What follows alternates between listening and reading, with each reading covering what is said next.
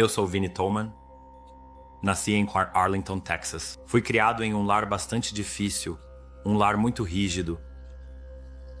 Sabe, criado meio que como um filho de militar. Meu pai passou algum tempo no exército e realmente gostava da disciplina do exército. E ele tendia a ser muito rígido, especialmente comigo. E à medida que crescia nesse ambiente, eu tendia a ter dificuldade em respeitar homens de qualquer tipo. E eu tendia a tentar encontrar oportunidades para brigar com quem eu pudesse, para realmente canalizar essa energia para fora de mim. E em um certo momento percebi que aquilo não era eu.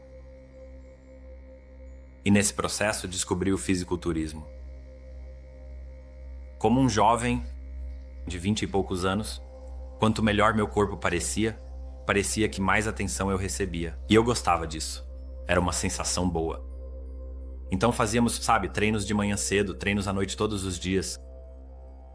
Muitos, seus tradicionais creatina e pós de proteína e pré-treinos. Os suplementos de recuperação muscular mais populares, na época, eram um produto chamado furanona dihidro. Ele permitia que você se recuperasse cerca de 48 horas em 24 horas. Então você podia fazer braços todos os dias, peito todos os dias. Então era para isso que estávamos usando. Todas as lojas ficaram sem estoque. E chegou a um ponto em que a lista de espera era de cerca de 6 meses para conseguir uma garrafa.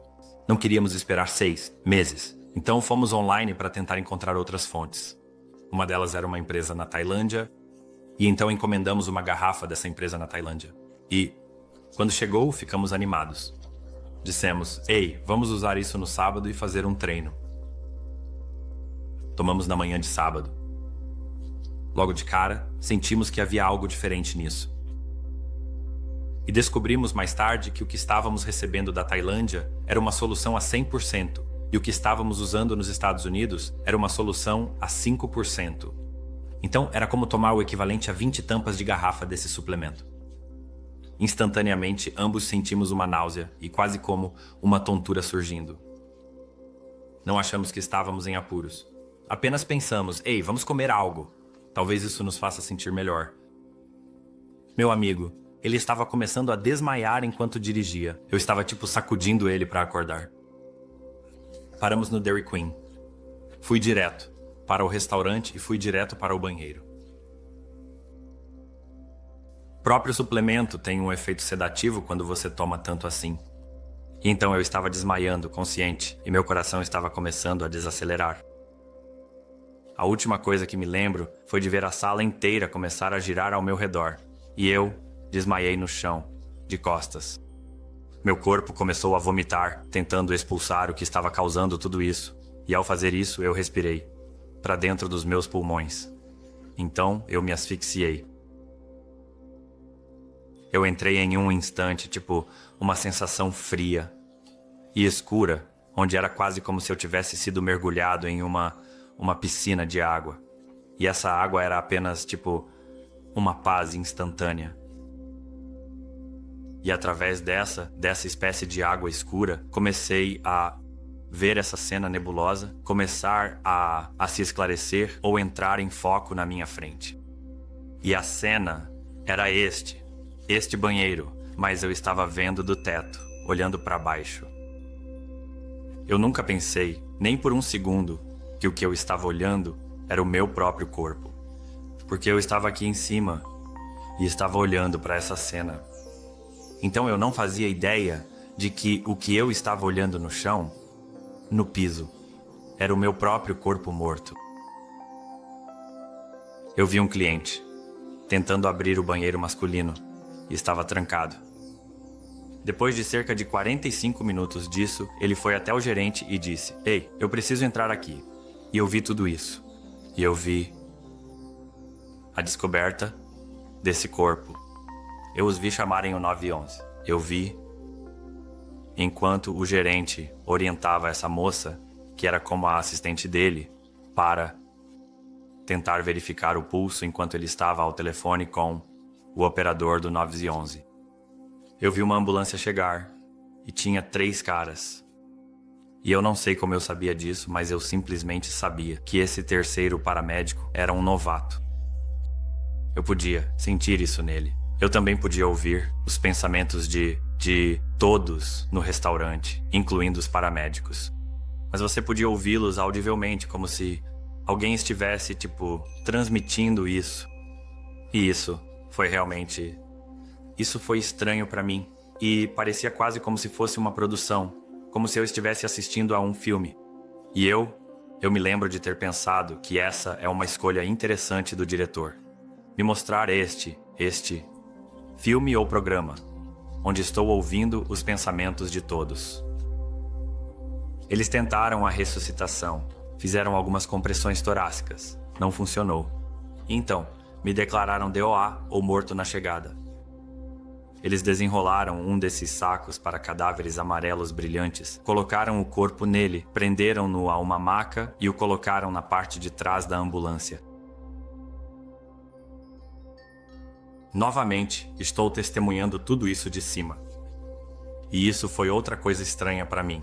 Eu não entendia por quê eles estavam filmando todo esse filme de cima.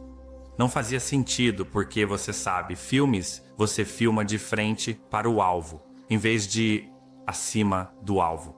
E eu estava apenas contemplando isso ao mesmo tempo em que realmente estava apreciando essa tranquilidade que estava me cercando completamente e me envolvendo. Enquanto eles desciam a rua, na parte de trás da ambulância, eu podia realmente ouvir os pensamentos desse paramédico novato. Eu podia ouvi-lo, realmente, se culpando e se sentindo mal porque na primeira semana de trabalho ele teve sua primeira morte. E ele não gostou disso. Ele sentia que, se fosse ele no comando, teria tentado mais, e por mais tempo para tentar ressuscitar o corpo. E ele sentia que estavam encurtando esse processo ao desistir tão rápido. Ele achava que deveriam ter ficado mais tempo e tentado por mais tempo. E ele estava pensando nisso, e enquanto pensava, começou a ter esse brilho estranho, começando dentro dele, como se houvesse uma luz dentro de sua camisa. E à medida que começou a brilhar e ficar mais brilhante, e mais brilhante, e mais brilhante, então eu realmente ouvi audivelmente uma voz muito alta, quase como um grito, mas não um grito, mas falando firmemente muito alto. Este não está morto. Instantaneamente, ele abriu o saco para cadáveres. Ele não sentiu nenhum pulso, não sentiu nenhum sinal de vida. E então, ele desfez outra alça e estava tentando sentir a grande artéria na perna. E enquanto ele fazia isso, eu senti uma faísca real, como um choque. Para mim, como se alguém me desse um choque com uma bateria de carro ou com eletricidade. E eu o vi pular bem quando senti isso. E não era um pulso. Ele sabia que não era um pulso, mas era algo. E para ele, isso era suficiente. Ele queria tentar ressuscitar esse corpo, apesar de todos os sinais que diziam: você sabe, desista, não faça isso, incluindo o protocolo, que eles não deveriam continuar a ressuscitar após um certo ponto. Então ele quebrou o protocolo. Ele prosseguiu e forçou oxigênio nos pulmões. Ele conectou uma máquina chamada desfibrilador para dar um choque no coração. Na primeira rodada de choques, não houve nada.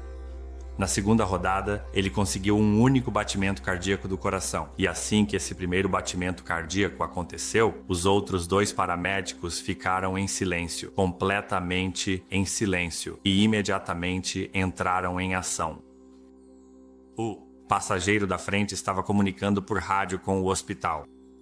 Eu os vi realmente trazerem o corpo e transferi-lo para o hospital. E ainda assim eu não tinha ideia do que estava assistindo. Pensei que estava sendo entretido e testemunhando isso de cima. Mas, ao transferirem o corpo para a maca do hospital e começarem a trabalhar nele, o corpo teve convulsões e começou a vomitar mais. E como estava, os profissionais médicos decidiram que precisavam imobilizar o corpo. Então eles colocaram essas correias nele. Eles colocaram as correias nas pernas, colocaram as correias no braço direito. E então, quando foram prender o braço esquerdo, senti alguém me amarrando. E essa foi a primeira pista de que o que eu estava assistindo era interativo, que eu estava envolvido de alguma forma. Não era apenas entretenimento. Isso estava conectado a mim. E então me dei conta de que o tempo todo eu estava assistindo a minha própria morte. E ao fazer isso, entrei em uma espiral de medo, pensando: como eu poderia ser tão burro a ponto de não saber que tudo o que eu estava assistindo era eu na minha própria morte? E então, instantaneamente, quase num estalo, comecei a ver todas as coisas ruins que já fiz. E quero dizer todas. Como? Mesmo quando era uma criança pequena. Qualquer coisa que fosse egoísta ou uma influência negativa sobre outra pessoa, eu vi, mas eu não vi apenas pelos meus olhos. Eu vi pelos meus olhos e vi pelos olhos de qualquer pessoa impactada pelas minhas ações ou palavras. E foi estranho, porque parecia que isso durou muito tempo, mas ao mesmo tempo parecia que foram apenas alguns segundos. Enquanto isso acontecia, comecei a ser meio que envolvido por essa energia escura, essa energia de medo. Quando parecia que estava começando a apagar minha luz, de repente comecei a sentir esse calor. Como se alguém tivesse acendido uma luz muito brilhante, ou o sol tivesse saído de trás de uma nuvem e começado a aquecer minhas costas. E à medida que isso acontecia, esse calor começou a tomar conta de todo o meu ser. E eu me virei para ver de onde vinha esse calor. Enquanto eu me virava, estava vendo todas as coisas boas que já fiz na minha vida. Comecei a perceber que, na verdade, fiz muito mais coisas boas do que ruins, e pude ver que muitas vezes, quando eu não sabia que estava fazendo a diferença para as pessoas, eu estava. E senti esse amor incondicional tremendo, e paz, e calor, mas também uma frescura ao mesmo tempo, tomando conta de mim. E novamente tudo vinha de trás de mim. Então eu me virei completamente e vi este cavalheiro. E tive esse pensamento: você deve ser Deus. E, sem ele mover a boca, ele disse: não, filho, eu não sou Deus. Sou o seu guia. Eu meio que segui com: bem, você é Jesus? Porque sendo criado no cristianismo, você sabe, eu simplesmente não entendia bem a dinâmica do que estava assistindo, do que estava vendo, do que estava experimentando. Então minha pergunta de acompanhamento foi perguntar se ele é Jesus Cristo. E ele novamente respondeu: não, filho, eu não sou Jesus. Eu sou seu guia. E ele explicou que seu nome é Drake e que estava aqui para me ajudar a ir aonde eu quisesse. Ele fez um gesto com a mão, como: você quer voltar para o seu corpo? E eu olhei para trás e ainda podia ver o quarto do hospital. E eles estavam fazendo tantas coisas para salvar a vida desse homem, minha vida. E parecia tanta dor. Não havia dúvida de que eu não queria voltar para o corpo. Eu queria ir para onde quer que fosse essa energia que ele estava me enviando. E eu expliquei isso para ele. Eu quero ir para onde quer que esse amor ou essa energia esteja vindo. Eu quero ir para lá. E ele disse: ok, isso vem da sua casa, de onde você veio originalmente e de onde eu vim originalmente, e eu posso te levar de volta para lá. Então começamos nossa jornada. Eu senti como se estivéssemos indo em direção ao céu, e eu recentemente meio que limpei minha vida e comecei a viver uma vida muito melhor. Eu senti que merecia entrar no céu. E eu disse a ele, bem, isso é perfeito. Eu já sei o que preciso saber. Eu aceitei todas as coisas que você deve aceitar para poder entrar no céu. E ele me olhou, meio que como se eu fosse uma criança, com um sorriso amoroso no rosto. E ele explicou que estava muito feliz que eu me sentisse assim. Mas ele queria me ajudar a alcançar um nível ainda mais alto de compreensão daquele amor que ele estava me permitindo, ou ele estava trazendo para mim. E que com essa compreensão poderíamos realmente ir para a nossa casa. Mas eu precisava elevar minha compreensão. E no processo eu tinha que elevar minha energia de amor. O que é difícil de entender o que é isso, deste lado das coisas. Mas essa energia de amor é uma frequência real, ou energia que está ao nosso redor todos os dias. E essa energia é tão alta lá, não seria possível levar alguém daqui e simplesmente levá-lo para lá. Eles não corresponderiam a essa energia. É quase como se eles nem sequer vissem aquele espaço. E ele me explicou isso em termos simples, mas é tão difícil de explicar porque tudo era não verbal. Era apenas compreensão direta. Então, começamos essa jornada e eu meio que tive essa sensação de, eu sei que tudo vai ser sobre amor, isso tem que ser sobre o que é tudo isso. E ele disse, não, na verdade, a primeira mais importante coisa com a qual eu tenho que começar. E a base do meu crescimento como ser espiritual é entender a autenticidade e ser uma personificação dessa autenticidade. E se eu não puder ter esse eu autêntico ou saber o que é meu eu autêntico, eu não posso crescer. E então ele me mostrou como eu não achava que estava sendo inautêntico. Mas ele me mostrou que eu usava muitas máscaras diferentes.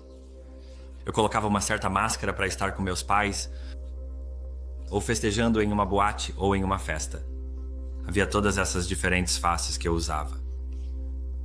E ele me ajudou a entender que eu tinha que remover todas essas máscaras e me permitir descobrir quem eu era no meu íntimo. E a partir daí eu poderia construir minha energia de amor. Eu poderia construir minha frequência de amor para se aproximar mais daquela energia de amor do céu. E essencialmente eu tive que juntar todas essas ideias de quem eu era para ver a semelhança.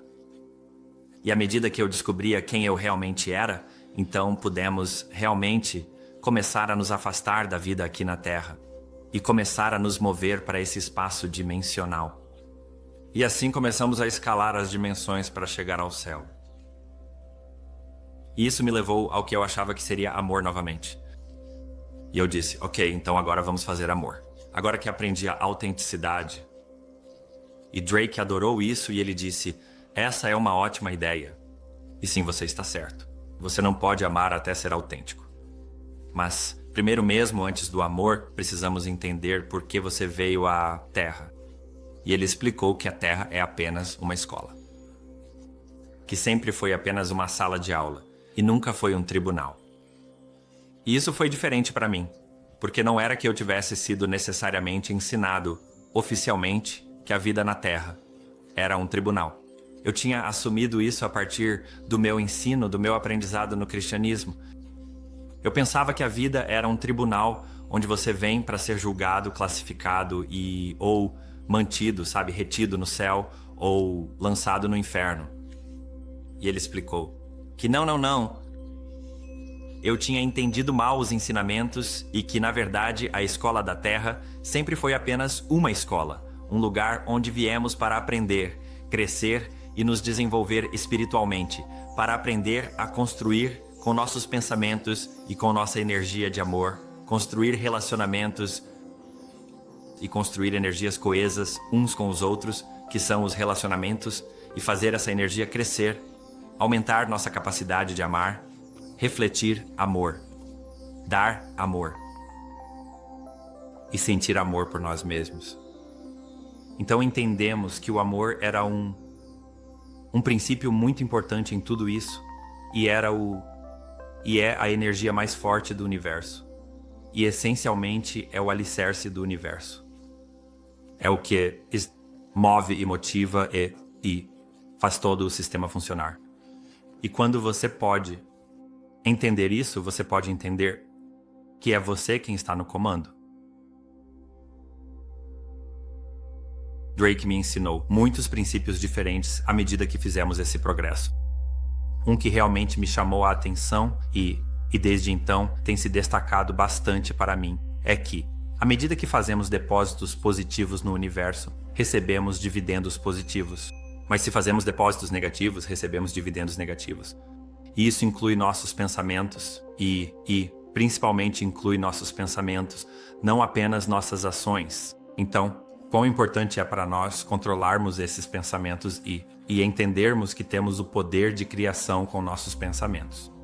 E a partir daí, ele também me ajudou a entender que, sabe, se o pensamento é criação, quão importante seria para mim honrar esse poder de criação do pensamento na minha própria vida e realmente controlar o que estou permitindo em mim em termos de energia. Especificamente ele estava falando sobre mídia e entretenimento. E ele queria que eu entendesse que se eu permitir mídia negativa ou entretenimento negativo ao meu redor, isso vai entrar no meu corpo energético. E será difícil me livrar disso. Então era importante não me permitir estar ao redor desse tipo de energia. Especificamente ele me ajudou a entender esse princípio. Eu o chamo de hora do poder. Os primeiros 30 minutos quando acordamos e os últimos 30 minutos antes de irmos dormir. O que colocamos nesse espaço essencialmente se torna nossa religião, ou se torna o que adoramos. E se colocarmos nesse espaço notícias, ou colocarmos nesse espaço esportes ou ações, se colocarmos qualquer uma dessas coisas na nossa hora do poder, acabamos inclinando nossa energia para isso, e isso se torna essencialmente nosso Deus. E que se quisermos adorar o verdadeiro amor do universo, nosso verdadeiro Deus, o verdadeiro Criador do universo, é importante que coloquemos coisas honrosas, coisas positivas na nossa hora do poder, coisas que nos elevem, construam amor no universo, energia positiva. E ao fazermos isso, moldamos nosso dia, com nossa hora do poder, tornando-nos um indivíduo positivo em vez de um indivíduo negativo. E à medida que eu abraçava um certo princípio, eu realmente sentia a trajetória de nós nos movendo cada vez mais rápido. E não estávamos apenas nos movendo de, você sabe, ponto A para ponto B, estávamos realmente nos movendo entre dimensões.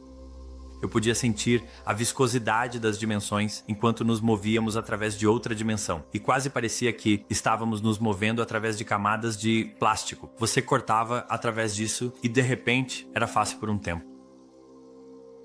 Eu realmente comecei a ver este grande, belo e brilhante espaço. A princípio parece um sol, realmente parece. Mas parece que é 1 milhão de vezes maior que o nosso sol. Simplesmente enorme.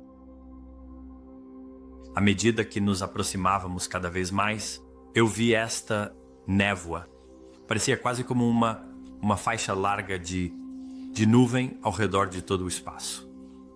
E, à medida que nos aproximávamos dessa faixa, eu estava começando a notar que essa névoa não era realmente uma névoa, era uma compilação de todas essas esferas, essas pérolas redondas, ou orbes que eram, quase como opalescentes, como se você pudesse ver através delas, e você podia ver que elas estavam cheias de luz por si mesmas. E à medida que nos aproximávamos cada vez mais, eu estava muito intrigado por essas e perguntei a Drake. Eu disse, o que é isso? E apenas com a pergunta, ele foi capaz de instantaneamente levar minha consciência de onde eu estava e me colocar dentro de uma delas, para que eu pudesse ver o que estava acontecendo lá dentro. E lá eu vi este cavalheiro de era muito anterior àquela em que fui criado. Provavelmente, ou no final dos anos 1800, ou início dos anos 1900, apenas pelo seu traje, como ele estava vestido, e ele estava xingando em italiano, e simplesmente explodindo, falando. E era estranho. Mesmo que ele estivesse xingando em italiano, eu conseguia entender cada palavra que ele estava dizendo, e ele estava falando sobre seu filho, como seu filho o havia traído, e que isso acabou com sua vida.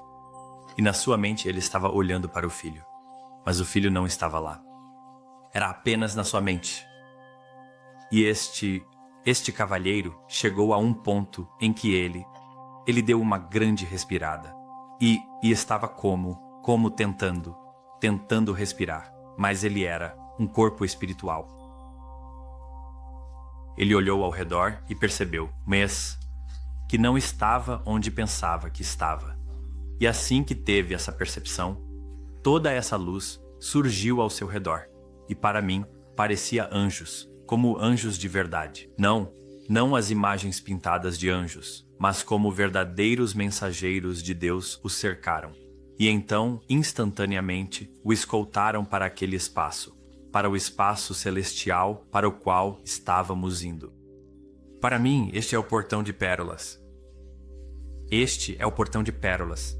Essas esferas, essas grandes esferas, que me foi dado a entender que, ao tentarmos elevar nossa energia de amor para chegar ao céu, no último momento temos que eliminar toda a energia de vítima de nós. Temos que eliminar toda a raiva, todo o ódio, eliminar qualquer uma dessas energias de baixa frequência de nós para que possamos alcançar o mais alto. Energia de amor para entrar no céu. E que o portão de pérolas, se você quiser chamá-lo assim, ou o portão de pérolas, está lá para nós, não para nos manter fora, mas para nos ajudar a nos preparar para entrar. Você sabe, minha experiência de entrar lá e vê-lo e ver todo aquele processo, tudo estava funcionando com base no amor. Tudo isso. Amor verdadeiramente incondicional por ele, por mim, por todos lá.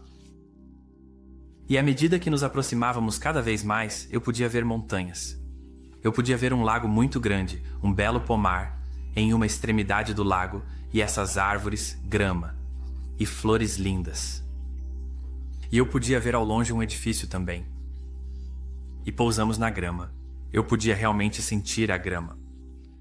E mesmo que eu não tivesse um corpo físico, como um corpo físico tangível da Terra, eu tinha um corpo energético. E eu podia olhar para baixo e ver meus dedos dos pés. Eu podia olhar para baixo e ver minhas mãos. E eu pousei nesta grama. E assim que pousei na grama, foi como se eu tivesse me conectado ao meu lar. E foi como, pela primeira vez na minha memória, eu senti como se eu finalmente tivesse encontrado o meu lar.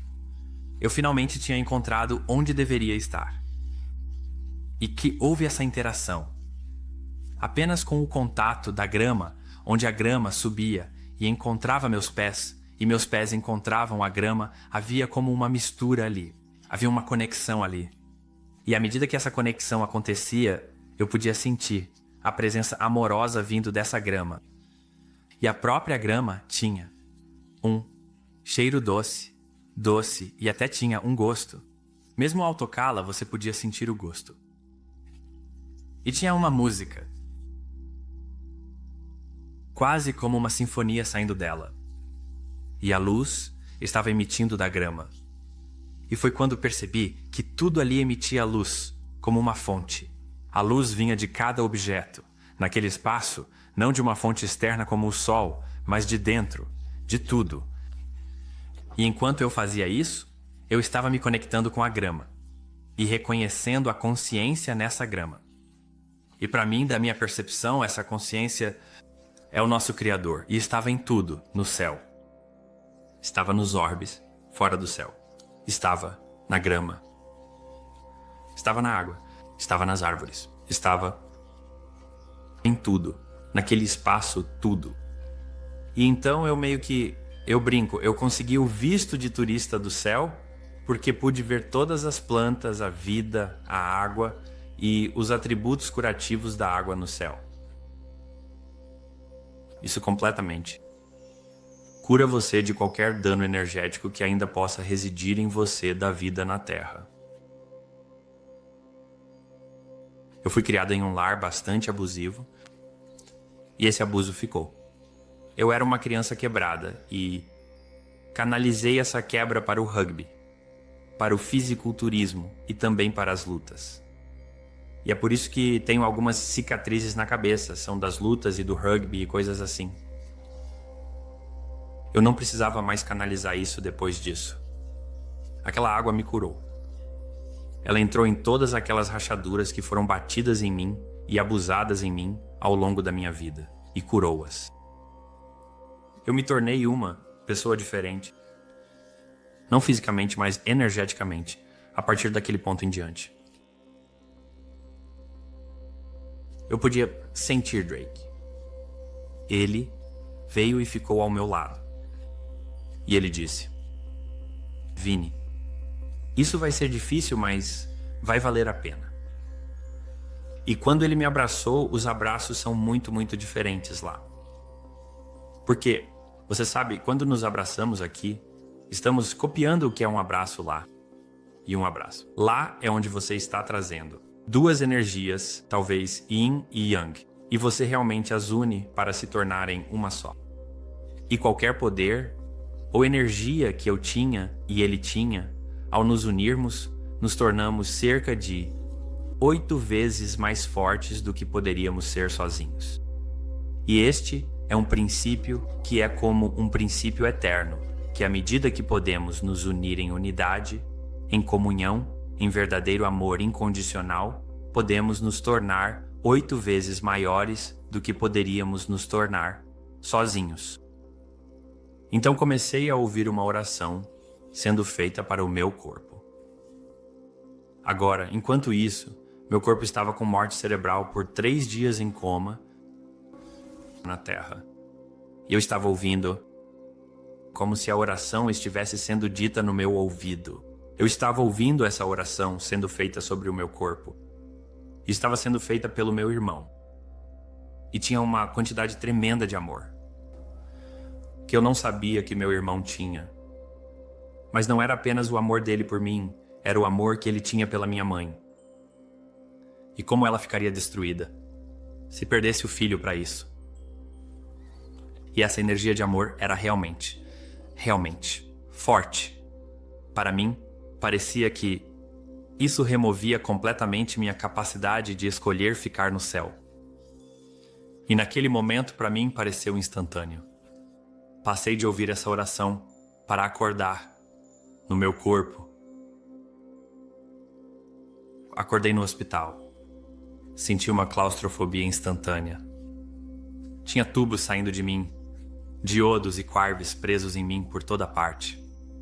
Eu arranquei tudo. Eu estava em suporte vital, então tinha muito equipamento conectado a mim.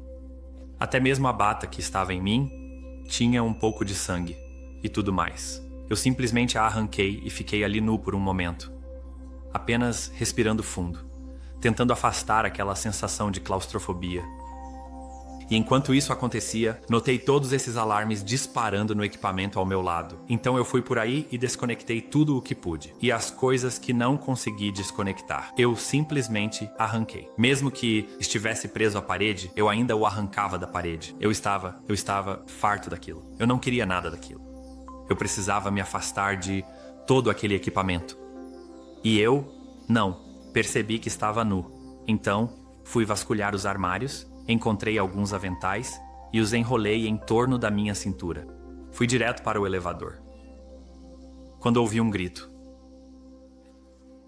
E vinha do meu quarto. Uma das enfermeiras tinha entrado e viu, alguém tinha sequestrado o corpo desse cara que estava em coma, sabe?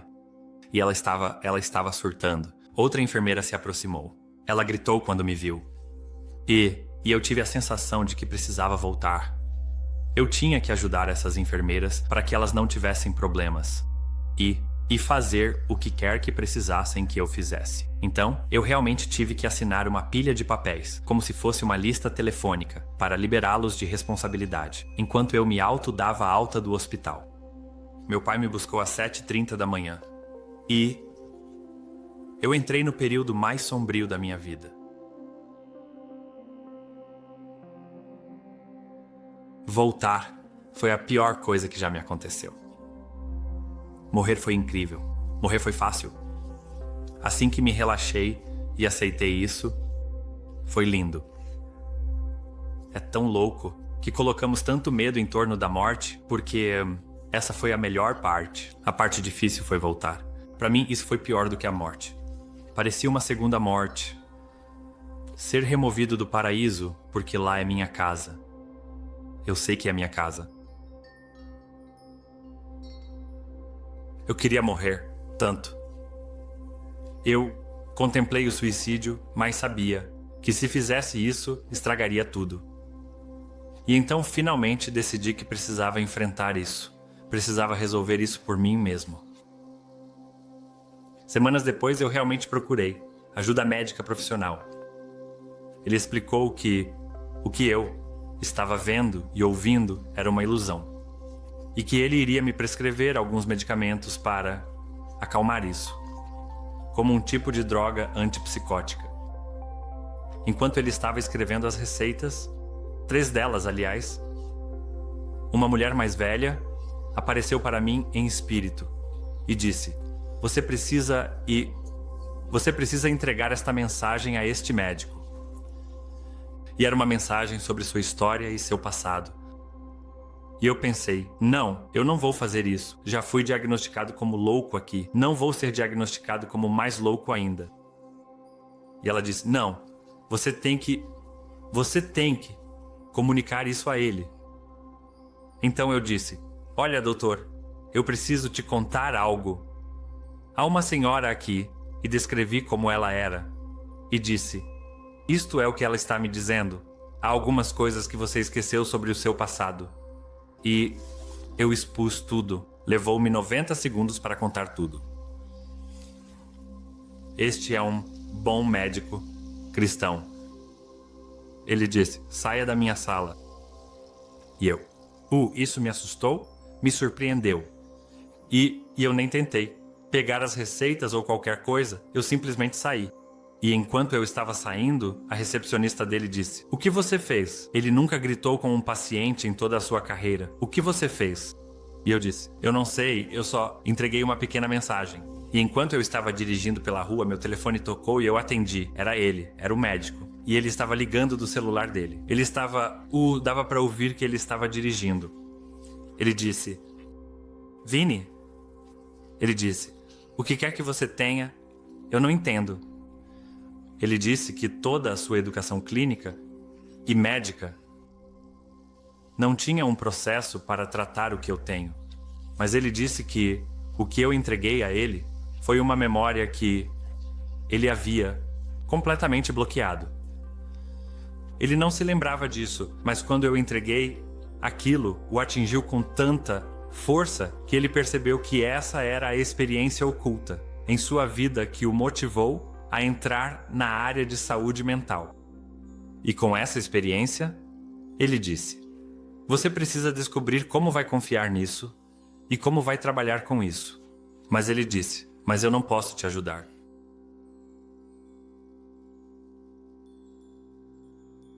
Nesse processo, continuei ouvindo dos meus guias espirituais que valeria a pena. Vai ser difícil, mas vai valer a pena. E então eu me mantive firme. Continuei me mantendo firme. E eu conheci meu anjo da terra, meu anjo do céu, que é minha esposa. A primeira vez que a conheci, eu realmente pude verdadeiramente ver o céu, como uma pequena fatia do céu vindo dos olhos dela.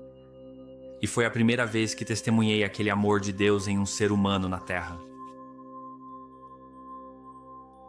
No mês antes de nos casarmos, estávamos em uma pequena cidade em Wyoming, assistindo a uma apresentação histórica dessa cidade, Afton, Wyoming.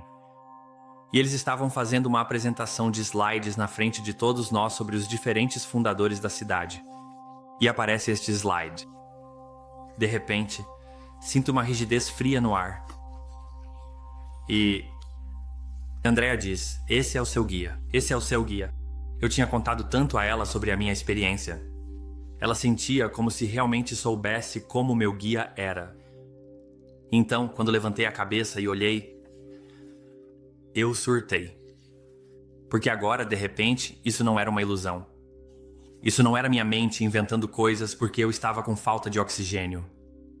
Eu estava vendo Drake na vida real da Terra e dizia que o nome dele era Charles porque tinha o nome embaixo de cada slide. Dizia que o nome era Charles Cazair. E minha avó era uma Cazair. Então fomos direto para a casa da minha avó e eu perguntei a ela. Eu disse, vovó, Charles Cazair, me fale sobre Charles Cazair. E as palavras exatas dela foram, você quer dizer bisavô Drake. Ele é bastante famoso na nossa família. E novamente, eu simplesmente desabei em lágrimas. Porque agora era real para mim, finalmente. Até que isso aconteceu. Eu ainda pensava, isso é apenas seu cérebro inventando coisas. Porque eu tinha médicos me dizendo isso. E eu pensava que eles provavelmente estavam certos, que eu estava apenas com a cabeça confusa. Mas quando vi o rosto de Drake, E descobri que até mesmo o nome soube mais tarde pela minha avó que ele era oficialmente conhecido como Charles Cazair, profissionalmente. Ele também estava no governo. Ele trabalhava no governo e no clero. Ele era um clérigo.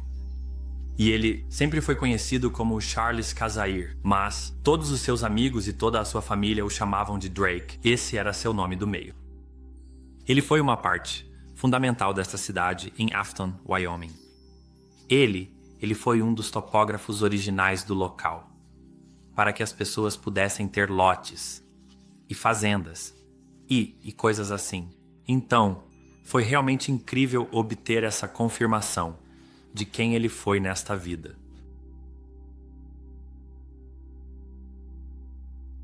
O propósito de estarmos aqui é para virmos e aprendermos. Estamos aqui para aprender o poder da criação.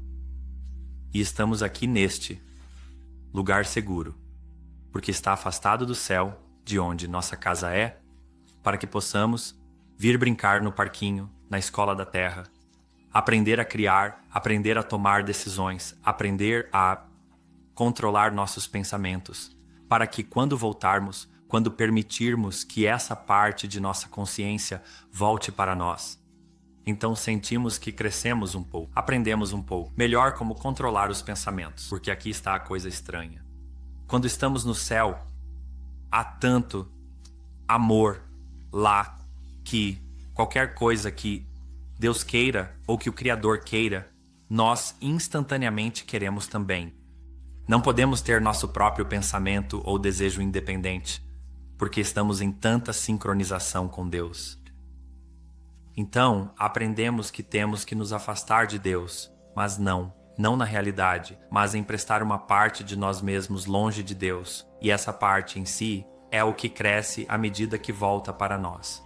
Passamos por este véu de esquecimento porque se pudéssemos lembrar o quanto Deus nos ama, isso mudaria completamente todas as decisões que tomamos. A maior diferença para mim é que todas as minhas soluções eram soluções mundanas e muito poucas soluções espirituais, antes da minha EQM. E a espiritualidade e Deus eram quase como um último recurso. Se eu tentasse tudo o mais, então eu buscaria Deus.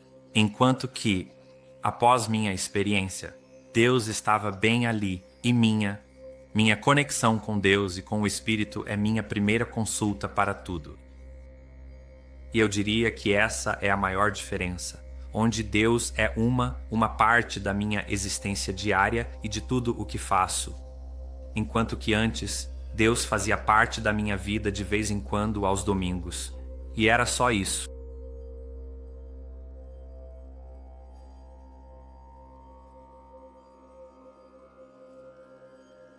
Trata-se de como você trata aqueles ao seu redor. É como você está tratando os atendentes do posto de gasolina, como você está tratando o carteiro e como você está tratando seus colegas de trabalho, como você está tratando sua família. É disso que se trata. Trata-se da energia do amor dentro de você. À medida que você ama os outros, você realmente eleva a sua energia. Mas à medida que você sente qualquer tipo de falta de amor, você está sugando a energia das pessoas. Então, na vida, podemos ser produtores de energia ou consumidores de energia. E isso funciona com o amor. Isso funciona com todos os tipos de energia. E infelizmente neste mundo nós estamos... É uma sociedade tão consumista. Tudo é sobre mim. Mas nossa verdadeira existência é sobre dar amor. Você aprende um princípio no céu. Qualquer coisa que você esteja faltando, vá e dê a outra pessoa, e você receberá exatamente o que precisa. Mas não consiga isso indo e pegando para si mesmo. Consiga isso dando a outra pessoa, e isso permite que você receba e mantenha por muito mais tempo. Uma vez que você se afasta do jogo da vida, e você percebe que não é o sofrimento que tem ocorrido, que você é este ser superior feito de amor, que você não foi feito para sofrer, você não foi feito para Nada disso. Você está fazendo isso voluntariamente para aprender e crescer. E assim, como quando você molda uma espada, você tem que moldá-la, batendo, aquecendo, temperando, afiando. E a espada vai te odiar enquanto está sendo feita, mas depois de pronta, quando se afasta e vê como é bela, vai ser grata por isso. E muitas vezes nesta vida ficamos com visão de túnel. Estamos vendo a dor, estamos vendo a vitimização que somos. Mas adivinha o quê? Tenha um pensamento negativo. Você criará mais negativos. Então, mesmo que você possa ser uma verdadeira vítima, como eu fui, não permita que seus pensamentos permaneçam lá. Escolha ser um vencedor ou ser vitorioso sobre sua vitimização. E ao fazer isso, escolha a luz, escolha os pensamentos de amor. Você realmente, deixará essa vitimização. E o poder está dentro de você e sempre está dentro de você. E o templo mais sagrado de todo o universo está bem aqui, entre esses dois templos. O que você permite lá dentro lhe dá as chaves do universo, ou se torna uma gaiola para prendê-lo. E é a sua capacidade de permitir pensamentos positivos, que lhe concede as chaves do universo.